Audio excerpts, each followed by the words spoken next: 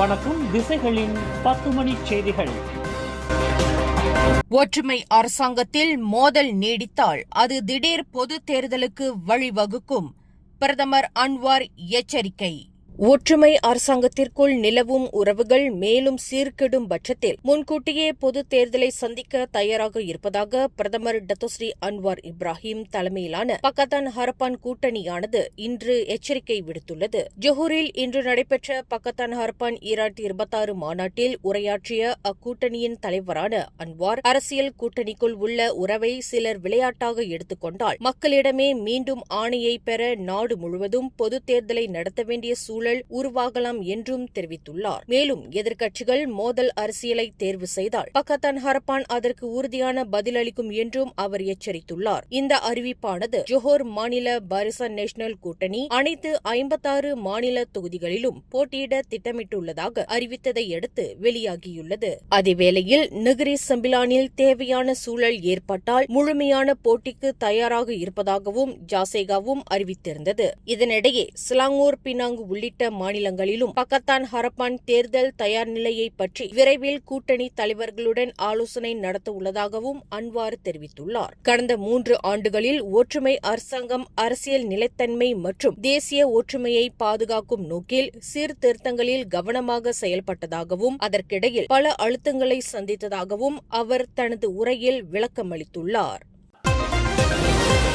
PKR தலைவர்களான Rafizi Ramli மற்றும் நிக் நஸ்மி நிக் அமாட் ஆகிய இருவரும் இன்று பார்த்தி பெர்சாம மலேசியா கட்சியில் இணைய தீர்மானித்ததை தொடர்ந்து கட்சி தாவல் தடுப்பு சட்டத்தின் விளைவுகளை தவிர்ப்பதற்காக தங்களது நாடாளுமன்ற உறுப்பினர் பதவிகளிலிருந்து விலகுவதாக அறிவித்துள்ளனர். இன்று நடைபெற்ற செய்தியாளர் சந்திப்பில் பேசிய ரஃபிசி, தாங்கள் பதவியை காலி செய்வதன் மூலம் இடைத்தேர்தல் அவசியமா என்பதை நாடாளுமன்ற சபாநாயகர் ஜொஹாரி அப்துல் தீர்மானிக்கட்டும் என்றும் தெரிவித்துள்ளார். மேலும் தங்களது தொகுதிகளை காலி செய்வதன் மூலம் கட்சி தாவல் சட்ட பிரச்சினைகள் ஏற்படாது என்று தாங்கள் நம்புவதாக குறிப்பிட்டுள்ள ரஃபிசி, வாக்களித்த மக்களிடமே மீண்டும் அதனை திரும்ப ஒப்படைப்பதாக குறிப்பிட்டுள்ளார். மேலும் அடுத்த பொது தேர்தலில் ரஃபிசி ரம்லி பண்டான் தொகுதியிலும் நிக் நஸ்மி நிக் அமாட் சத்யவங்சா தொகுதியிலும் தங்களது புதிய கட்சியான பார்த்தி பெர்சாம மலேசியா சார்பில் மீண்டும் போட்டியிட உள்ளதாக தெரிவித்துள்ளனர்.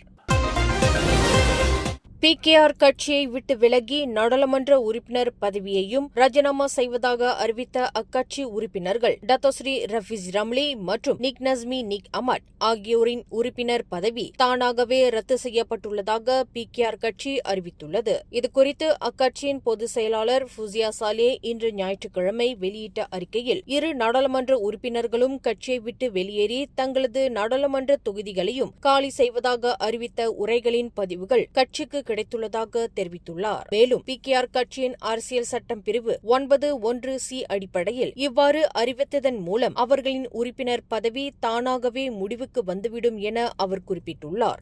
மேலும் மலேசிய கூட்டாட்சி அரசியல் சட்டத்தின் கட்டுரை 49A(1)A(2) பிரிவின்படி நாடாளுமன்ற உறுப்பினர் ஒருவர் தாம் தேர்ந்தெடுக்கப்பட்ட அரசியல் கட்சியின் உறுப்பினராக இல்லாமல் போனால் அவரது நாடாளுமன்ற தொகுதி காலியாக அறிவிக்கப்பட வேண்டும் என்றும் ஃபூசியா சாலே விளக்கமளித்துள்ளார். முன்னதாக அமைச்சரவையிலிருந்து விலகி ஓராண்டு கடந்த நிலையில் ரஃபிசி ரம்லி மற்றும் நிக் நஸ்மி நிக் அமாட் ஆகிய இருவரும் இன்று மலேசிய ஐக்கிய கட்சி எனப்படும் MUP-ஐ தங்களது புதிய அரசியல் தளமாக ஏற்றதாக அறிவித்தனர் என்பது குறிப்பிடத்தக்கது.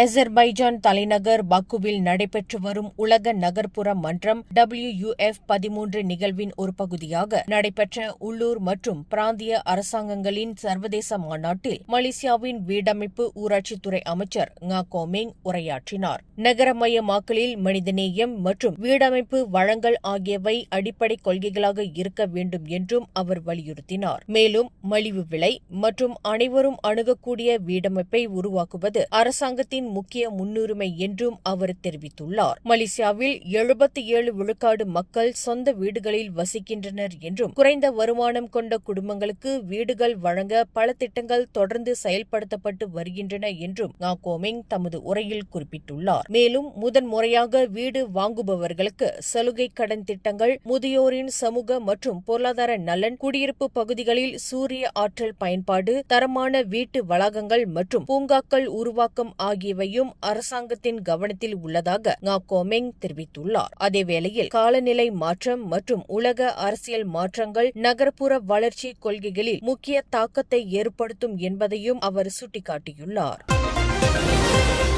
கட்சி சார்பில் போட்டியிட்டு வெற்றி பெற்ற மக்கள் பிரதிநிதிகள் மக்களின் ஆணையை மதித்து அடுத்த தேர்தல் வரை பதவியில் தொடர வேண்டும் என்று பக்கத்தான் ஹரப்பான் கூட்டணியின் துணைத் தலைவர் லோ சியூஃபுக் தெரிவித்துள்ளார். வேட்பாளர்கள் தங்கள் பிரதிநிதித்துவப்படுத்திய கட்சியின் பலத்தால்தான் வெற்றி பெறுகிறார்கள் என்பதால் அக்கொள்கையானது மதிக்கப்பட வேண்டும் என்றும் அவர் வலியுறுத்தியுள்ளார். PKR தலைவர்களான ரஃபிசி ரம்லி மற்றும் நிக் நஸ்மி நிக் அமட் ஆகியோர் இன்று கட்சியை விட்டு விலகி நாளை தங்களது நாடாளுமன்ற உறுப்பினர் பதவிகளையும் காலி செய்யும் முடிவை அறிவித்துள்ளது குறித்து லோக் சியோஃபோக் மேற்கண்டவாறு தெரிவித்துள்ளார். இத்தகைய நடவடிக்கைகளுக்கு சட்ட ரீதியான விளைவுகள் ஏற்படலாம் என்றும் சம்பந்தப்பட்ட நாடாளுமன்ற தொகுதிகள் காலியாக அறிவிக்கப்படுமா என்பது குறித்து நாடாளுமன்ற சபாநாயகர் தான் தீர்மானிக்க வேண்டும் என்றும் லோக் சியோஃபோக் குறிப்பிட்டுள்ளார்.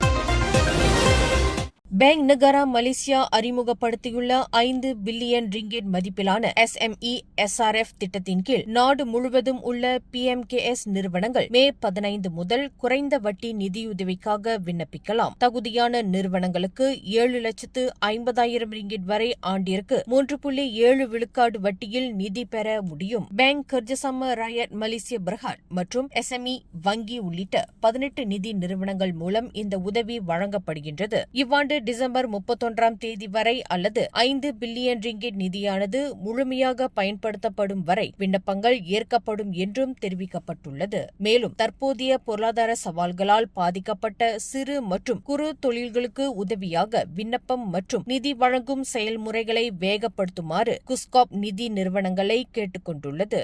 வணிக நிதியளிப்பு உத்தரவாத நிறுவனமான SJPP வழங்கும் கூடுதல் 5 பில்லியன் ரிங்கெட் உத்தரவாத நிதியுடன் PMKS துறைக்கான மொத்த நிதி ஒதுக்கீடு 60 பில்லியனாக உயர்ந்துள்ளது.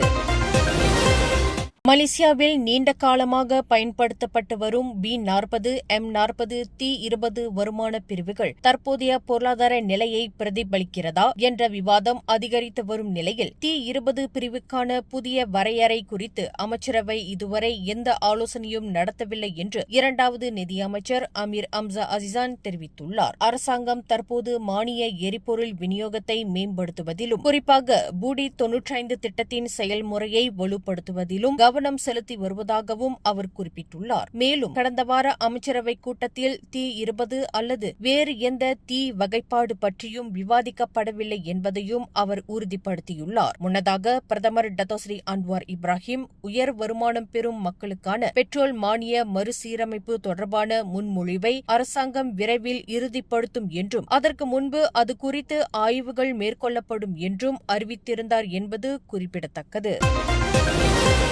தெலங்கானா மாநிலம் டுங்குன் பகுதியில் 5 வயது மகனை சித்திரவதை செய்ததாக சந்தேகிக்கப்படும் 36 வயது வளர்ப்பு தந்தைக்கு மேலும் 4 நாட்களுக்கு காவல் நீட்டிக்கப்பட்டுள்ளது. கடந்த ஏப்ரல் 7ஆம் தேதி குழந்தையின் விரல்களில் தீக்காயம் இருப்பதைக் கண்ட தாயார் கடந்த மே 10ஆம் தேதி போலீசில் புகார் அளித்ததைத் தொடர்ந்து சந்தேக நபர் கைது செய்யப்பட்டார். இந்நிலையில் குழந்தை தன்னிடம் குறும்பு செய்ததால் லைட்டர் கொண்டு இடது கையின் மோதிர விரலை எரித்ததாக அந்நபர் விசாரணையில் ஒப்புக்கொண்டுள்ளார். மேலும் தமது வளர்ப்பு தந்தை வயிற்றில் மிதித்ததுடன் கழுத்தை நெரித்ததாகவும் அச்சிறுவன் தனது அக்காவிடம் தெரிவித்துள்ளது விசாரணையில் தெரியவந்துள்ளது. இதனையடுத்து இந்த வழக்கில் இதுவரை 3 பெரியவர்கள் மற்றும் ஒரு குழந்தையிடமிருந்து வாக்குமூலம் பதிவு செய்யப்பட்டுள்ளதாக டுங்குன் மாவட்ட இடைக்கால போலீஸ் தலைவர் ஜுமைடி பா சோங்வே தெரிவித்துள்ளார். Sunshine Kids, the place where your kids shine, the fastest growing, award-winning, best preschool chain in the town. Welcome to our preschool, where learning meets fun. Our preschool provides a nurturing environment for young learners to thrive. www.sunshinekids.com.my சபா மாநிலம் கொத்தபலுட் பகுதியில் உள்ள பொலும்போங் முலங்கப் பாரு முகாம் அருகே ஆற்றில் மூழ்கிய இரு சகோதரர்களில் இரண்டாவது நபரின் உடலும் இன்று மீட்கப்பட்டதைத் தொடர்ந்து தேடுதல் நடவடிக்கை நிறைவடைந்ததாக மாவட்ட தீயணைப்பு மற்றும் மீட்புக் குழுவின் இயக்குநர் எல்கி பக்கோ தெரிவித்துள்ளார். 18 வயதான டேனியல் அப்துல்லா என்பவரின் உடல் அவர் நீந்திய இடத்திலிருந்து சுமார் 200 மீட்டர் தொலைவில் இன்று மதியம் 12:04 மணியளவில் பொதுமக்களால் கண்டுபிடிக்கப்பட்டது. பின்னர் அவரது உடலானது போலீசாரிடம் ஒப்படைக்கப்பட்டது. நேற்று நடந்த இந்த சம்பவத்தில் பலத்த நீரோட்டத்தில் சிக்கிய டேனியலை காப்பாற்ற முயன்ற அவரது 23 வயது சகோதரர் ஜுல் ஹக்கீம் அப்துல்லா ஆற்றில் மூழ்கி உயிரிழந்தார். அவரது உடல் சம்பவ இடத்திலிருந்து சுமார் 800 மீட்டர் தொலைவில் நேற்று காலை மீட்கப்பட்டிருந்தது குறிப்பிடத்தக்கது.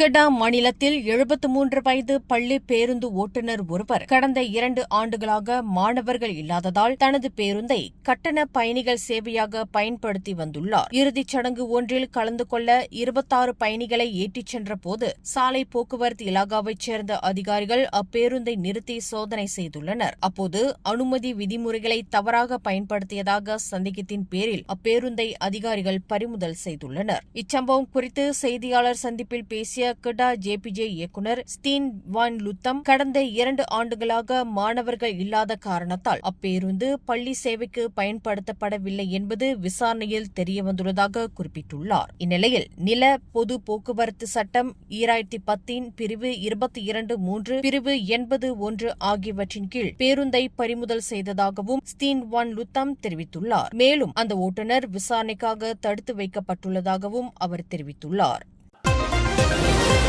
தெலங்கானா மாநிலம் குவாலபுராங் பகுதியில் போலீசாரின் ரோந்து பணியின் போது துப்பாக்கிகள் மற்றும் போதைப்பொருள் வைத்திருந்ததாக சந்தேகத்தின் பேரில் அரசாங்க ஊழியர் ஒருவர் கைது செய்யப்பட்டுள்ளார். கடந்த மே 10ஆம் தேதி மாலை 6:20 மணியளவில் கம்போங் தோக் லாவிட் பகுதியில் போக்குவரத்து விசாரணை மற்றும் அமலாக்கப் பிரிவு அதிகாரிகள் இச்சோதனையை மேற்கொண்டனர். அப்போது நிசான் கிராண்ட் லிவினா ரக காரை செலுத்தி வந்த 40 வயதுடைய நபரை சோதனை செய்த அதிகாரிகள் அவரிடம் ஆயுதம் இருந்ததை கண்டறிந்தனர்.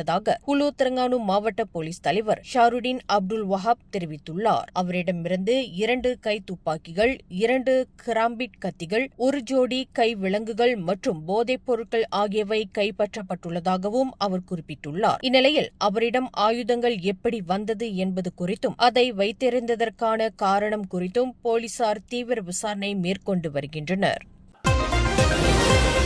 தாய்லாந்து நாட்டின் நக்கோன் பாத்தோம் பகுதியில் 20 மில்லியன் ரிங்கெட்டுக்கும் அதிக மதிப்புள்ள 440 கிலோ ஷாபு வகை போதைப்பொருள் பறிமுதல் செய்யப்பட்ட வழக்கில் கடந்த மே 14ஆம் தேதி மேலும் 5 மலேசியர்கள் கைது செய்யப்பட்டுள்ளனர். கடந்த மே 5ஆம் தேதி ஹட்யாய் பகுதியில் 5 மில்லியன் ரிங்கெட்டுக்கும் அதிக மதிப்புள்ள 102 கிலோ ஷாபு பறிமுதல் செய்யப்பட்டதைத் தொடர்ந்து சொங்காலா மாநிலத்தின் படாங் பசார் வழியாக தாய்லாந்துக்கு நுழைந்த மலேசிய வாகனங்களை அந்நாட்டு போலீசார் கண்காணித்தனர். இந்நிலையில் நக்கோன் பாத்தோம் மாநிலத்தின் முவாங் மாவட்டத்தில் உள்ள தங்கும் விடுதியில் நடத்தப்பட்ட சோதனையில் 5 பேர் கைது செய்யப்பட்டதுடன் 4 வாகனங்களில் மறைத்து வைக்கப்பட்டிருந்த 440 கிலோ ஷாபு கைப்பற்றப்பட்டது. இந்த போதைப்பொருள் கடத்தல் கும்பலின் சொத்துக்கள், நிதி பரிவர்த்தனைகள் மற்றும் தாய்லாந்தில் அவர்களுக்கு உதவிய உள்ளூர் தொடர்புகளை கண்டறியும் விசாரணையை அதிகாரிகள் தொடர்ந்து விரிவுபடுத்தி வருகின்றனர். மேலும் செய்திகளை தெரிந்து கொள்ள கீழே இருக்கும் பெல் பட்டனை அழுத்துங்கள்.